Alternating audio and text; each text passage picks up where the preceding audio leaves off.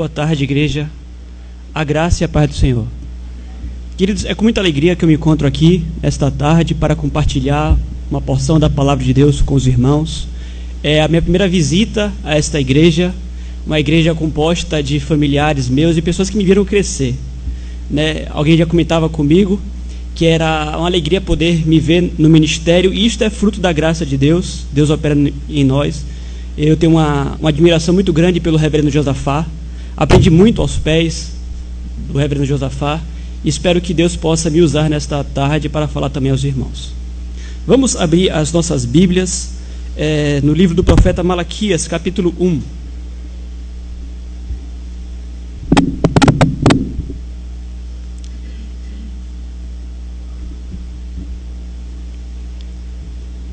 Malaquias, capítulo 1.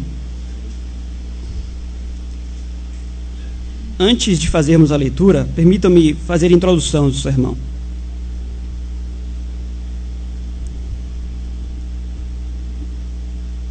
Quem não tem cão, caça com gato.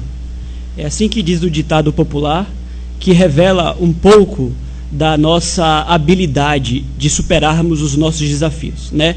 Quando nós temos a oportunidade de caçarmos com cão, nós caçamos com cão, mas precisamos convir que, eventualmente, as circunstâncias fogem ao nosso controle, barreiras se levantam, dificuldades se levantam e precisamos encontrar uma outra forma para solucionarmos os nossos problemas, para atingirmos os nossos objetivos.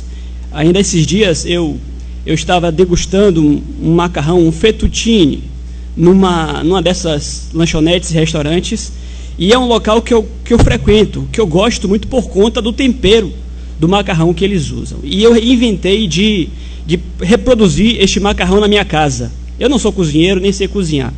E inventei de comprar uma garrafa de vinho para usar no macarrão. Eu não bebo, mas me disseram que eventualmente as pessoas temperam o molho de tomate com um pouco de vinho tinto. E eu comprei. Mas aí me surgiu um problema. Eu não tenho um abridor, um saca-rolhas em casa. Então eu precisei pensar numa forma de abrir aquela garrafa de vinho. E é difícil abrir uma garrafa de vinho sem um saca-rolhas. Então me veio a ideia de parafusar na rolha um parafuso, redundante, né? Mas parafusei ali um parafuso na rolha e com um alicate consegui tirar aquela rolha. Eu não tinha um cão, precisei caçar com um gato. Eventualmente nós nos encontramos em situações assim. O povo de Israel no tempo de Malaquias se encontrava numa situação assim. No contexto de Malaquias, nós vamos observar um povo que parecia miséria, um povo que havia retornado do exílio já faziam 100 anos, mas padeciam miséria, seca, né? Não desfrutava a abundância, as circunstâncias já estavam um pouco difíceis. E não bastasse isso, havia no povo um sentimento de frustração com o próprio Deus. Eles haviam retornado do exílio faziam 100 anos, e eles tinham as palavras dos profetas que diziam acerca do reino messiânico que viria, o reino messiânico que traria paz, glória a Israel, e nada disso acontecia. 100 anos após o exílio, eles experimentavam miséria, e isso gerava um pouco de frustração com Deus. E nesse contexto, eles vão tentar, de algum modo, por conta das dificuldades, das barreiras, da frustração e da miséria, solucionar isso de outra forma no que diz respeito ao culto. Diante das misérias e das dificuldades deles, eles estavam tentando, de algum modo, caçar com gato no que diz respeito ao culto ao Senhor. Em outras palavras, eles estavam procurando um jeito de reunir a obrigação de cumprir a responsabilidade de cultuar ao Senhor, mas dentro das possibilidades e das barreiras que se levantavam contra eles. Malaquias capítulo 1, versículo 6 nos diz o seguinte: o filho honra o pai, e o servo ao seu senhor. Se eu sou pai, onde está a minha honra? E se eu sou o Senhor, onde está o respeito para comigo? Diz o Senhor dos exércitos, a vós outros, ó sacerdotes, que desprezais o meu nome. Vós dizeis, em que temos desprezados nós o teu nome? Ofereceis sobre o meu altar pão imundo, e ainda perguntais, em que te havemos profanado? Nisto que pensais, a mesa do Senhor é desprezível. Quando trazeis animal cego para o sacrificardes, não é isso mal? E quando trazeis o coxo ou o enfermo, não é isso mal? Ora, apresenta-o ao teu governador, Acaso terá ele agrado em ti e te será favorável? Diz o Senhor dos Exércitos. Agora, pois, suplicai o favor de Deus, que nos conceda a sua graça, mas com tais ofertas nas vossas mãos, aceitará ele a vossa pessoa? Diz o Senhor dos Exércitos. Tomará houvesse entre vós quem feche as portas, para que não acendesses de debalde o fogo do meu altar. Eu não tenho prazer em vós, diz o Senhor dos Exércitos, nem aceitarei da vossa mão a vossa oferta. Mas desde o nascente do sol até o poente é grande entre as nações o meu nome. E em todo lugar lhe é queimado incenso e trazidas ofertas puras, porque o meu nome é grande entre as nações, diz o Senhor dos Exércitos. Mas vós o profanais, quando dizeis, a mesa do Senhor é imunda, e o que nela se oferece, isto é, a sua comida, é desprezível. E dizeis ainda, que canseira, e me desprezais, diz o Senhor dos Exércitos. Vós ofereceis o dilacerado e o coxo e o enfermo, assim fazeis a oferta. Aceitaria eu isso da vossa mão? Diz o Senhor. Pois maldito seja o enganador, que tendo um animal sadio no seu rebanho, promete e oferece ao Senhor um defeituoso. Porque eu sou o grande rei, diz o Senhor dos Exércitos. O meu nome é terrível entre as nações. Queridos, a palavra do profeta aqui, diante daquelas circunstâncias ao povo de Israel, ensinava-os de que mesmo diante das dificuldades e das barreiras, nós precisamos sempre oferecer, eles precisavam de fato oferecer o melhor que eles tinham ao Senhor. E essa é uma palavra que diz respeito a nós também. Eventualmente nós precisamos admitir que as circunstâncias se levantam entre nós e Deus no que diz respeito a culto. Eventualmente nós nos parecemos e nos sentimos cansados demais, quem sabe, para cultuar a Deus. Eventualmente sentimos até mesmo o tédio que aqueles homens sentiram no culto santo ao nosso Senhor. E precisamos entender, à luz do que o profeta está dizendo aqui, que a despeito da condição financeira, da pobreza, do cansaço, da indisposição ou do que quer que seja, nós precisamos sempre oferecer o melhor ao Senhor. Mas a resposta a ser respondida nesta tarde é a seguinte: por quê? Por que, pastor, nós precisamos oferecer sempre ao Senhor, mesmo em condições desfavoráveis? Não haveria a possibilidade de Deus considerar as nossas dificuldades? Não haveria a possibilidade de, considerando as nossas dificuldades, Deus, que prescruta os corações, aceitar algo com um pouco menos de qualidade? Por que nós precisaríamos e por que nós precisamos sempre oferecer o melhor ao Senhor? O profeta nos traz aqui 4 razões pelas quais nós precisamos sempre, independentemente das dificuldades e circunstâncias, oferecer o melhor ao Senhor. A primeira razão é porque, de fato, o que o profeta nos lembra aqui é que Deus é o nosso Pai e o nosso Senhor. Observe o que diz o versículo 6.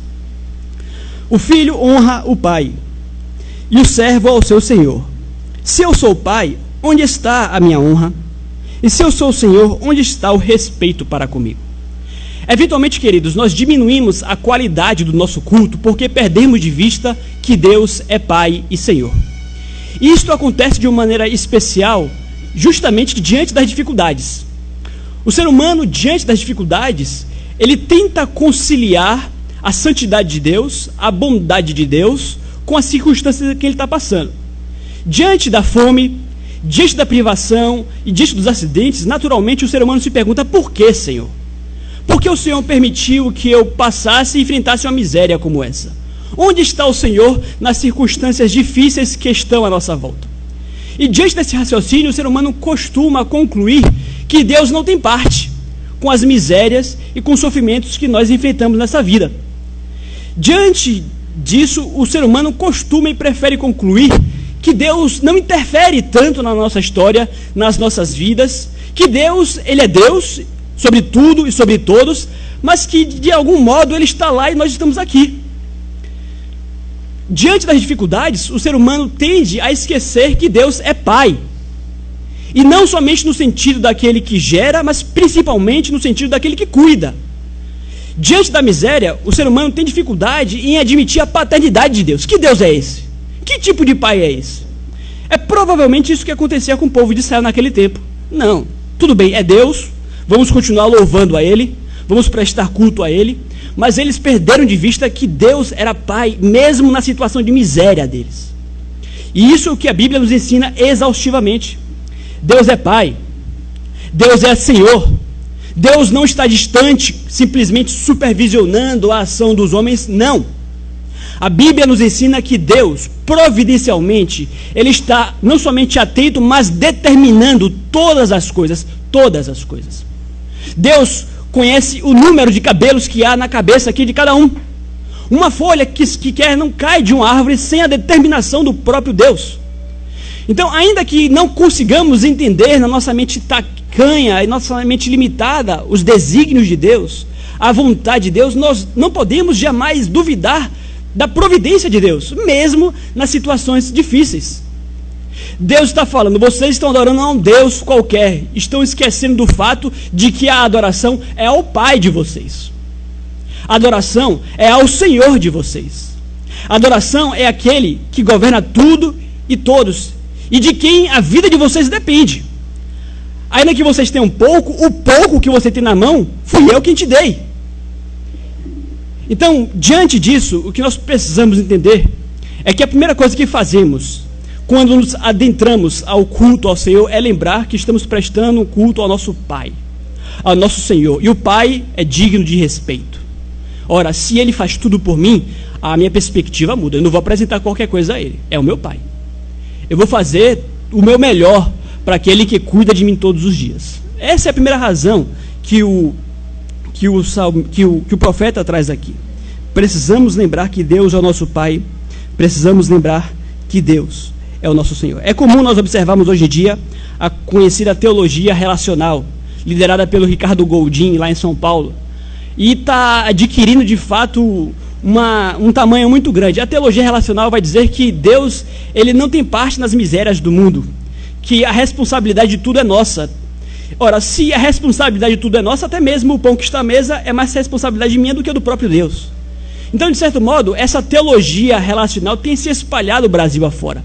As pessoas preferem diminuir a responsabilidade de Deus e aumentar a nossa. Curiosamente, nesta igreja, o mesmo culto que acontece pela manhã é o culto que acontece à noite. Curiosamente, né? Quando nós trazemos a responsabilidade para nós mesmos, nós acabamos esvaziando a importância de Deus e a importância do seu culto também. Essa é a primeira questão aqui. Nós precisamos lembrar que Deus é o nosso Pai e que Deus é o nosso Senhor. A segunda razão, queridos, pela qual nós precisamos apresentar sempre o nosso melhor a Deus, independentemente das circunstâncias, é porque Deus não aceita qualquer culto. É Ele quem diz isso. Observe o que nos diz, por gentileza, o versículo seguinte, versículo 7. Ofereceis sobre o meu altar pão imundo, e ainda perguntais, em que te havemos profanado? Nisto que pensais, a mesa do Senhor é desprezível. Quando trazeis animal cego para o sacrificardes, não é isso mal? E quando trazeis o coxo ou o enfermo, não é isso mal? Ora, apresenta ao teu governador. Acaso terá ele agrado em ti e te será favorável? Diz o Senhor dos Exércitos. Agora, pois, suplicai o favor de Deus, que nos conceda a sua graça. Mas com tais ofertas nas vossas mãos, aceitará ele a vossa pessoa? Diz o Senhor dos Exércitos. Tomara houvesse entre vós quem feche as portas, para que não acendesses debalde o fogo do meu altar. Eu não tenho prazer em vós, diz o Senhor dos Exércitos, nem aceitarei da vossa mão a vossa oferta. Então, queridos, de um modo muito contrário ao que nós possamos imaginar, Deus ele vai prescrutar o meu coração, Ele vai considerar as coisas. O que a Bíblia diz claramente, e as palavras estão na primeira pessoa, como se o próprio Deus estivesse falando, é que Deus ele não aceita qualquer oferta. E não é porque Ele é muito exigente, ou porque Ele quer muito de nós, mas porque naturalmente, diante daquilo que Ele faz, diante da pessoa que Ele é, naturalmente se espera que o melhor seja oferecido. Nós precisamos entender que a qualidade da oferta, a qualidade do presente, a qualidade da homenagem que nós fazemos, inclusive aos nossos irmãos, está diretamente proporcional à importância dessa pessoa para conosco. Ainda esses dias a minha esposa fez aniversário e eu, naturalmente, como um bom marido, precisei presenteá-la. Mas eu tive a infeliz ideia de inventar de dar para ela uma blusa. E quando ela soube da ideia, ela é uma pessoa muito simples, quem conhece sabe disso. Ela é uma pessoa muito simples, mas quando ela soube da ideia, ela não concordou muito. E ela veio argumentar com razão comigo. Falou: Jean, eu não recebo presente todo dia, na verdade eu realmente nunca dou presente para ela. E eu preciso ser mais generoso no que diz respeito à questão de presentes. E ela argumentou: aniversário é somente uma vez no ano, e de fato o aniversário é a oportunidade que você tem de homenagear uma pessoa importante. E eu precisei abrir a mão e comprar um relógio um pouco mais caro para ela.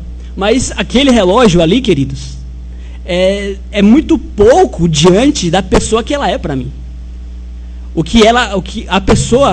A importância dela na minha vida é só um presente, né? Mas reflete muito a importância que você está atribuindo àquela pessoa. E isso é natural. É natural. Ninguém gosta de ganhar um par de meias no amigo secreto. Eventualmente a gente fica até: pô, será que é isso aqui que eu mereço mesmo? Entendeu? Naturalmente Deus espera mais por conta da pessoa que Ele é. Ele é Pai, Ele é Senhor. E o próprio Deus é que diz isso e eu não aceito. Eu não tenho prazer em vós. Melhor dizendo, eu preferia que as portas fossem fechadas. Eu sou o Deus, eu cuido de vocês todos os dias. E vocês vêm me trazer justamente o animal cego, o coxo, é quase que uma ofensa.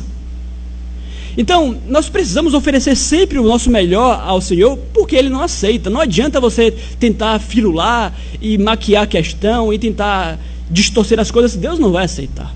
É isso que o profeta está dizendo claramente aqui.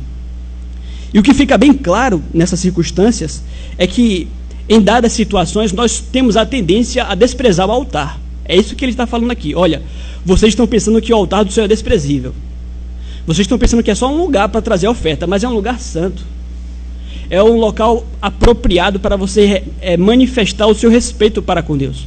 Esse pensamento de vocês está errado. O altar não é desprezível. O altar é sagrado. O altar é santo. O culto ao Senhor é santo. É disso que ele está falando aqui.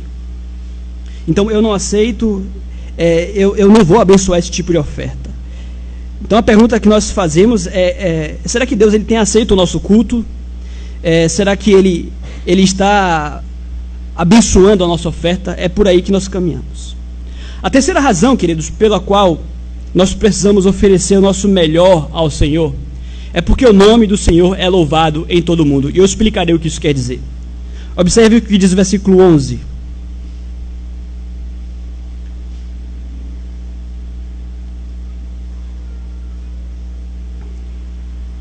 Mas desde o nascente do sol até o poente, é grande entre as nações o meu nome, e em todo lugar lhe é queimado o incenso e trazidas as ofertas puras, porque o meu nome é grande entre as nações, diz o Senhor dos Exércitos. Ora, o que é que isso tem a ver nesse contexto de culto? Deus ele está reclamando o fato de que o nome dele é grande entre as nações. O que é que isso tem a ver neste contexto? O que Deus está dizendo, entre outras palavras, é que o nosso culto não é nenhum favor que nós oferecemos a Ele. Eventualmente, o ser humano presta cultos ao Senhor e no fundo, ele acha que de algum jeito, de algum modo, ele está prestando algum favor a Deus. Como se Deus precisasse do culto dele. Como se Deus precisasse da oferta dele. Como se Deus precisasse do louvor dele. E o raciocínio é mais ou menos o seguinte: ora, se Deus exige o culto, se o culto é para o louvor dele, para que o nome dele seja reconhecido, para que ele seja reconhecido como Deus, e se são poucas as pessoas que fazem isso no mundo inteiro, eu olho a minha volta aqui e vejo todo mundo assistindo o jogo do Bahia. Eu olho a minha volta aqui e vejo todo mundo assistindo o jogo do Vitória. Ora, se são poucos os que estão prestando culto a Deus, o fato de Deus estar fazendo alguma coisa já é o suficiente. E Deus está falando: olha, eu não preciso da sua oferta. O meu nome é grande entre todos os cantos do mundo. Nesse mesmo instante, pessoas do mundo inteiro estão louvando ao meu nome, num outro contexto. O que Deus está falando, entre outras questões, em outras palavras, é que ele não precisava da esmola que eles estavam oferecendo ao Senhor para ser reconhecido como Deus. Deus é Deus. E não bastasse isso, ele é cultuado com ofertas puras, cultos muito mais santos e muito mais puros, por pessoas espalhadas por toda a face da terra. É isso o que Deus está dizendo. Eventualmente nós pensamos, é melhor oferecer alguma coisa a Deus do que não oferecer nada. Aquele outro ditado que diz, né? É melhor um pássaro na mão do que dois voando. Tem gente que usa esse raciocínio no que diz respeito a Deus. É melhor oferecer a Deus qualquer coisa do que não oferecer a Deus coisa nenhuma. E Deus está falando, não é assim. Eu não preciso. Eu não preciso. Na verdade, vocês é que precisam disso.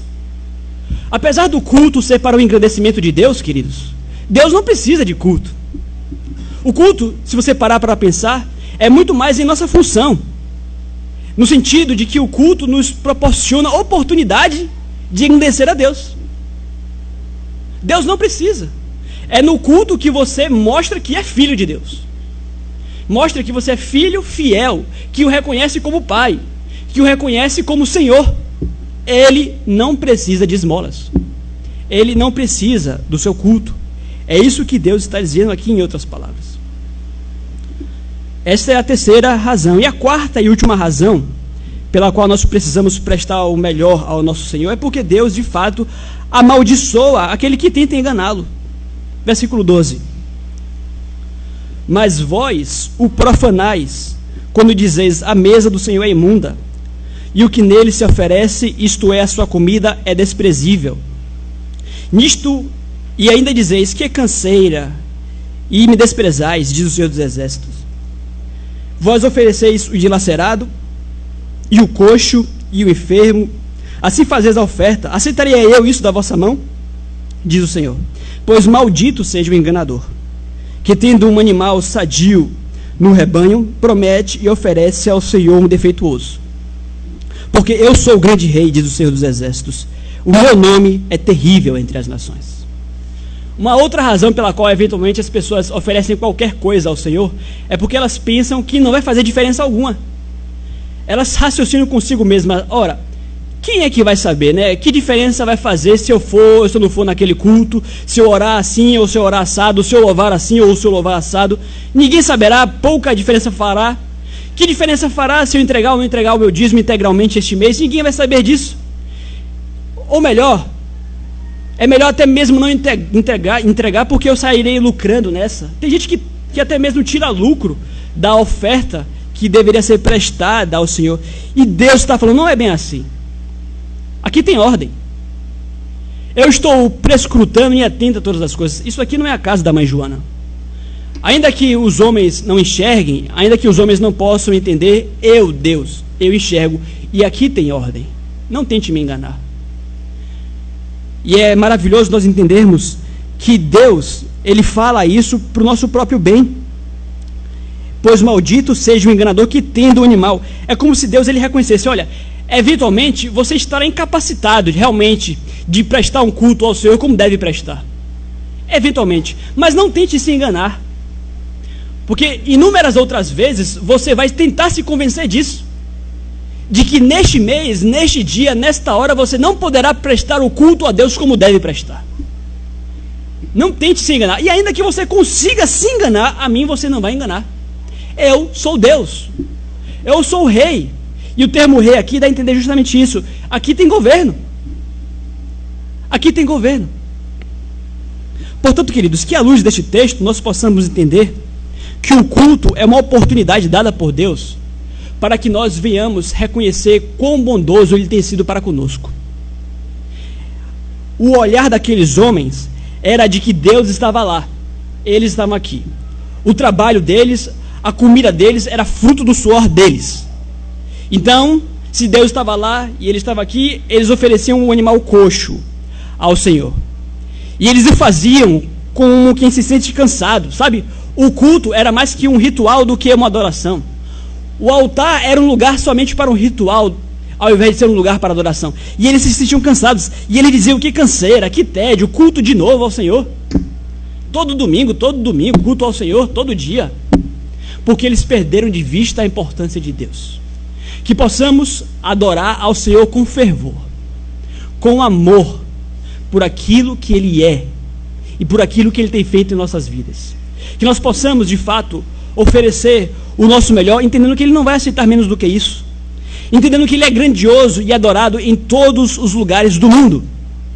E entendendo também que ele amaldiçoa aquele que o trata com desprezo. Eu quero concluir esse sermão contando uma historinha muito simples, mas que ilustra bastante isso que eu quero dizer. Havia um senhor que tinha uma vaca, e ele dependia muito daquela vaca para a sua subsistência, só que a sua vaca estava doente. E ele usava o leite da sua vaca para o queijo, para o sustento da sua fazenda, da sua família, da sua esposa e dos seus filhos também. Certo dia a sua vaca adoeceu e ele ficou muito preocupado com isso. Mas ele, numa outra ocasião, foi surpreendido ao chegar no local onde a vaca estava e encontrar 2 bezerros.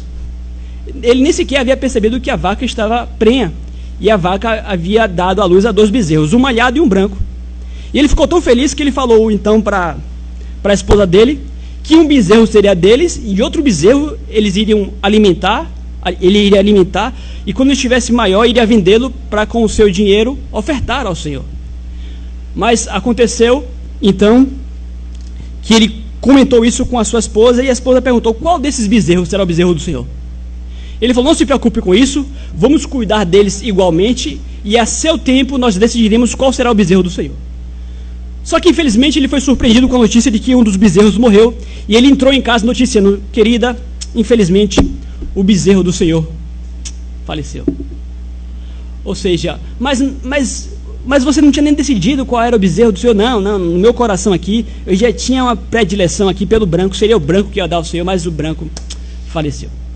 Eventualmente nós fazemos a mesma coisa, meus amados. Nós fazemos um mau uso das circunstâncias, daquilo que está à nossa volta, para nos furtarmos a nossa obrigação de oferecermos sempre o melhor ao nosso Deus.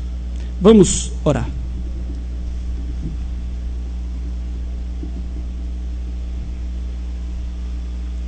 Ó Deus, nós te pedimos perdão, Pai, por nossa falta de reverência, a nossa falta de temor e de respeito para contigo, Pai.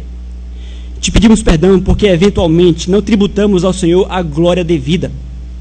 Porque eventualmente, Deus, nós não nos apresentamos no culto ao Senhor, na sua casa, com a disposição necessária. Nós não nos agendamos devidamente para isso. Eventualmente há até mesmo cochilos no meio do culto ao Senhor. Pedimos que o Senhor nos perdoe por nossa impiedade, Pai. Mas que o Espírito Santo do Senhor, pela tua graça, possa nos despertar acerca dessas verdades. Que possamos entender, Deus, o teu amor, a tua paternidade, o teu cuidado diário sobre as nossas vidas. Que o nosso culto seja um culto espiritual, sincero, em espírito e verdade, como nos prescreve a tua palavra. Que tudo que possamos fazer, não somente aqui neste lugar, mas com as nossas vidas, apresentando ao Senhor em nosso culto racional, que tudo possa ser feito, Deus, segundo as nossas forças, conforme o Senhor merece. Perdoa para os nossos pecados, assim nós oramos, Senhor, no nome de Jesus. Amém. Eu peço aos irmãos que se ponham em pé, para que possamos receber a bênção